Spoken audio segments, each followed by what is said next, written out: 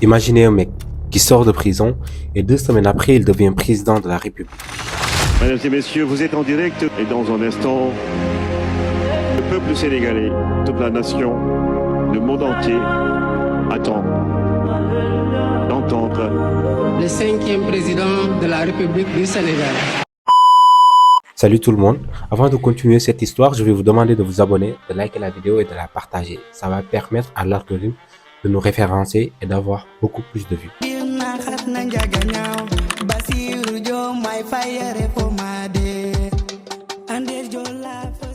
L'histoire de Bassirou Diomaye Faye commence le 25 mars 1980 à Diaganiao, un petit village de la région de Thiès à l'ouest du Sénégal. Il grandit dans un environnement plutôt modeste. Bassirou évolue de façon très banale. Rien de particulier, c'est un enfant timide, calme et très studieux, et ça se voit parce que très vite, il se démarque par ses résultats scolaires. Après le bac, il poursuit ses études supérieures à l'université Cheikh Anta Diop de Dakar, la plus prestigieuse du pays, puis intègre l'École nationale d'administration, un établissement qui forme les hauts cadres de l'État. Il devient ensuite inspecteur des impôts, un poste technique et stratégique au sein de l'administration sénégalaise. Mais à côté de ça, Diomaye est aussi très engagé politiquement, et c'est là que commence sa collaboration avec une figure majeure de la politique sénégalaise, Ousmane Sonko. En 2014, Ousmane Sonko, lui aussi ancien inspecteur des impôts, crée un parti politique, PASTEF, acronyme de Patriotes du Sénégal, pour le travail, l'éthique et la fraternité. C'est un mouvement qui prône la souveraineté nationale, la justice sociale, la lutte contre la corruption et une profonde réforme de l'État. Il séduit particulièrement la jeunesse. Je m'adresse singulièrement à cette jeunesse, prise en étau, angoissée par un avenir sans horizon, minée par le chômage et la honte de ne pouvoir se réaliser et aider ses parents, engloutie dans les océans et le désert, à la recherche désespérée d'un hypothétique ailleurs meilleur. À cette jeunesse, je rappelle ce qui nous lie, parce que tout le monde sait qu'il y a un lien particulier entre nous et la jeunesse.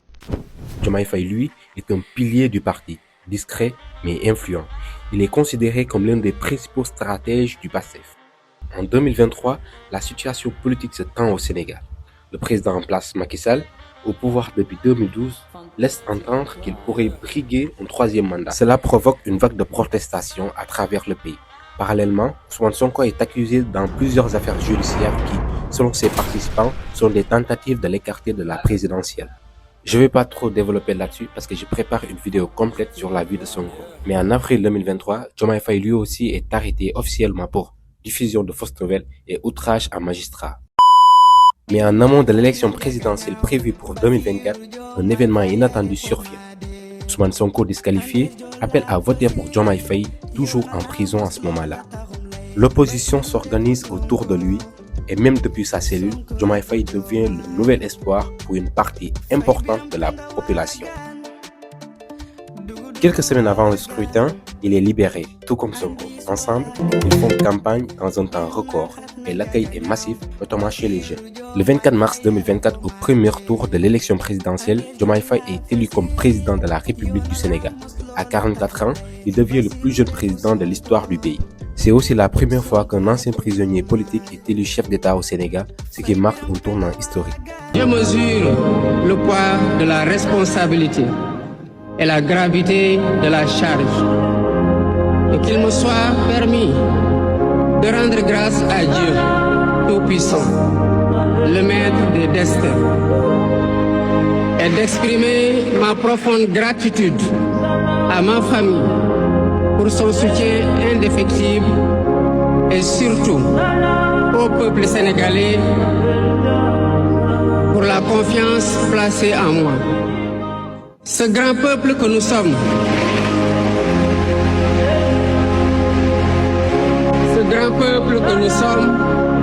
au prix de vies perdues, de blessures irréversibles, de libertés confisquées, de carrières brisées, a démontré à maintes occasions et dans des moments critiques son attachement à la paix et aux valeurs républicaines.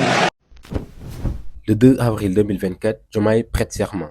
Dans les jours qui arrivent, il nomme Ousmane Sonko Premier ministre. Ensemble, il annonce un programme de gouvernement baptisé le projet de Sénégal souverain, juste et prospère. Ce programme promet des réformes fortes, transparence, limitation des mandats, audit des institutions, relance économique. Moi, je vais vous dire une chose. Je ne me suis jamais intéressé à ces questions. Je n'ai jamais fait arrêter quelqu'un. Le ministre de la Justice est là. Je n'ai jamais dégg même ñi ñu jàpp ci affaire dossier xaalis ak nangam ñu ne Sonko la. C'est pas moi. Damay xëy di gisandoo ci presse bi ñëpp ni jàpp nañ diw. Mais sur ces questions-là, je vous dis qu'à partir d'aujourd'hui, j'assume. Parce que man, lu ma dugg rek ngeen xam dugg naa. À partir s'il vous plaît. Parce que ce pays duñ ko seetaan te gis nga ñi ngeen di sacrifier wujaaw yi ngeen di yónni ñuy dem di saaga ñoom seen cas nañ ko régler rapidement. mu des nag xanaa yéen opposants yi ponkal opposants yi nekk seen kër yor seen i milliards di joxe di fay ay loyer pour nit ñi saagal leen xanaa dañu génn ñeme léegi bis bu ñu effacer ñëw ñëpp ils prendront leur courage pour sortir et on les attend parce que nag yéen a ngi woo ci terrain bu ñu xam ñun terrain bu ñu mën ñoo ngi leen ci